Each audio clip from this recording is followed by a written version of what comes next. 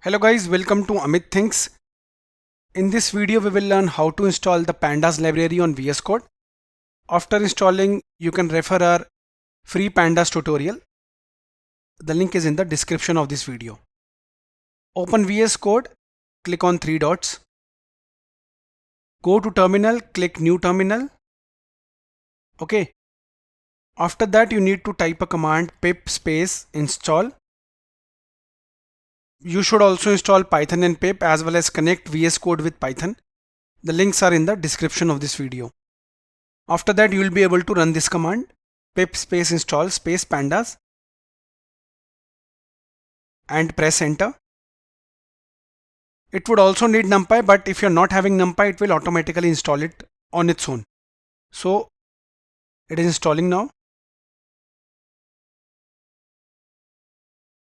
So guys, we successfully installed pandas. How you can verify? Import pandas. You can also create an alias, and here it is, pandas installed successfully. There is no error. So guys, now refer our free pandas tutorial in English as well as Hindi language. The links are in the description of this video. Thank you for watching.